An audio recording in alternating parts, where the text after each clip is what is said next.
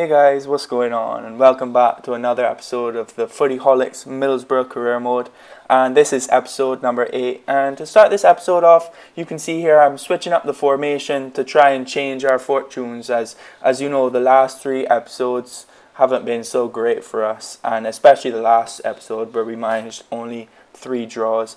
But I decided to change the formation up to change all of that and hopefully get ourselves into a positive place where we can go forward, score some goals, win some matches and move up the league. So our first game in the episode is against Swansea City. And we're hoping, as I said, to really pull out all the stops and manage to get a win in this one. But unfortunately, as you're about to see, in the 41st minute is the first piece of action for this game. Yes, that's right. Let that sink in a minute. 41 minutes of FIFA and nothing has happened. And even on the 31st minute, there wasn't really much to say as Victor Valdes just saves a shot from them.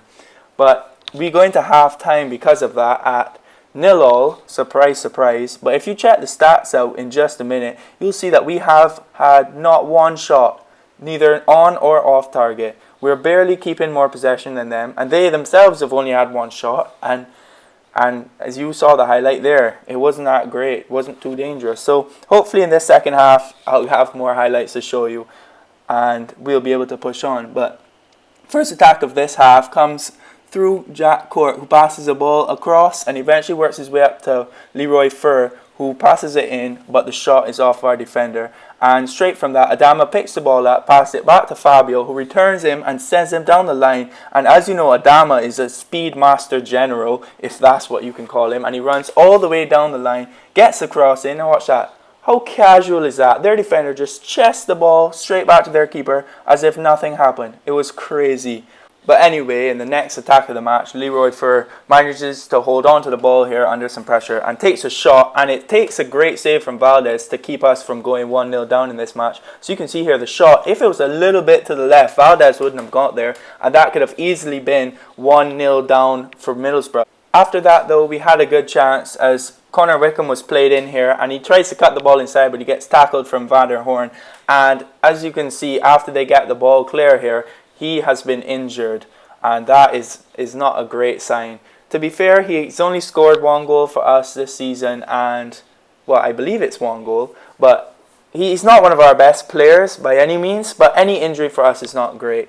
But he had to come off, and Victor Fisher came on, and the first thing he did is cross a great ball through to Adama, who just passes it straight back to Nordveld. What was he doing? He could have easily slotted that ball in. Okay, it was a tight angle, but he could have got that ball in. That could have been us 1-0 up in the match. But it wasn't to be. And in the 82nd minute, Swansea have another attack here as Borja passes the ball into Fer, who shoots, and it's just wide. But I think Valdes would have had it covered either way. But unfortunately, that's how the game is going to end. Another 0-0 draw. We didn't play badly. We didn't play great either. But I think a 0-0 draw is probably a fair result. It doesn't do us much in the long run, but hopefully by the end of this season, all these draws will count up to points and we won't be down in the relegation. We'll be exactly where the board thought we would be, or put our objective to, and that is on mid-table. As you can see here, we did a bit of training and the results weren't great, but I thought I'd show you all that just to let you know that I'm still training the guys and they're getting on well. Following that, Nsue asked for a rise in his contract, well, his salary really, and I was happy to do that because he's played almost every game for us at right back, and when he doesn't play, it's only because he's really tired, and Jedvaj has to step in with somebody going into the centre defence and Jedvaj playing out wide. Either way, I don't show it, but he comes back and he accepts that rise in his offer. So we've made sure that he won't go to another team in January on pre-contract. But for the next game in this episode, we take on Southampton, and we're back with our normal team and our normal foundation to try and beat Southampton here. And we started the game pretty well as Adama was sent down the line, and he tries to get the ball in, and it goes straight across to Negredo, who has a shot, but Cedric blocks it, and it's cleared. That now Ryan Bertrand is put in through on goal with a chance, but he turns his man, passes the ball in to Bernard, who has a shot. It's not cleared well by Fisher, and wow, Wow, what a shot from Harrison Reed. It just a rebound came straight to him and he absolutely thumps it straight past Victor Valdes and into the back of the net. I mean, it was a great goal for them, but very unfortunate for us as Victor Fisher couldn't quite get the ball clear and it's been whacked into the net there by Harrison Reed. So if we want anything from this match now, we've got to come from 1-0 down and try and make it happen. I've included this clip because I think the referee made a pretty bad decision here, but the ball eventually was scuffled around by Southampton. And look at this tackle from Sané here. Bam. I think that was a perfect tackle, but the referee has called it a foul and has given Sané a yellow card, which I don't think is deserved. But for us, that's about where the half is going to end, with the last chance coming here before half time. And Victor Fisher passes ball out to Nsue, who turns inside, but it's blocked. And nothing comes of it, and when the ball is clear, that's when halftime occurs.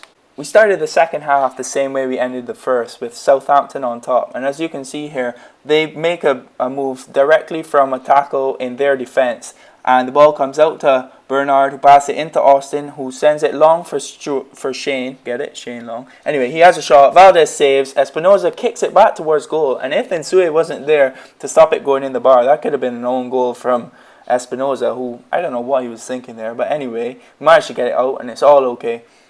As you can see, there's a little bit of a cheeky tackle here from one of their defenders on Gaston Ramirez. And this is one of our few highlights for this half. And it's not even a good one, to be honest, as Jedvaj picks up the ball, passes it out to Nsue, who runs down the line. And when he goes to cut inside, there's a brilliant tackle here from one of their defenders. And we are unable to make anything from that, unfortunately.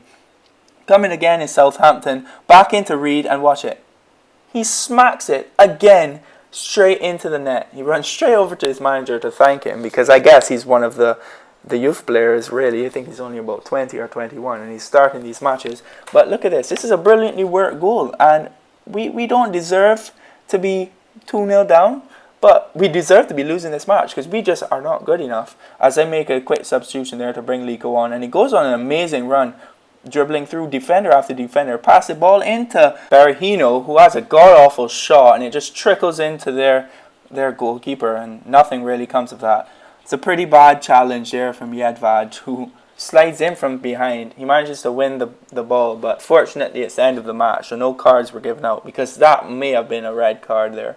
But anyway, straight after that match, we went straight into the player search and searched up Harrison Reed, and we decided to send him on scout because, as you guys know, I only like to buy players who I've fully scouted, and the rules are that I can only buy players who have been brought to me by my scouts, or I can scout them myself, which in that case, obviously, we just played against him, so we've, in essence, scouted him ourselves. So we'll see how that goes when the transfer window comes up. Now, as you can see here, our next match of the episode is against Burnley, and we're hoping for a good match this time around to end off the episode. And as you can see as well, we've changed up the formation again to our 1 defensive mid, 1 attacking mid, and 2 strikers, and we're hoping now that that is going to make a difference, and that will enable us to go on and get a good win. At the very least, have a good match with lots of chances that we can finish. The first attack of the match doesn't come until the 31st minute, unfortunately, and when it's going on, it's a little bit scrappy. We tackle, they attack, we defend. It's not very good, but he eventually works his way to Gray, and he backs into Ben Gibson, and he turns the ball around. It goes through Gibson's legs, he runs straight into Gibson, and the ref calls it as a penalty. If he had played advantage, however, it would have gone into the back of the net. I don't know if you caught that there, but at the end of the day, it's a penalty, and in order to stop us going 1-0 down, we need to make a save here. And I was making everything I can do, moving Valdes around. And look at that.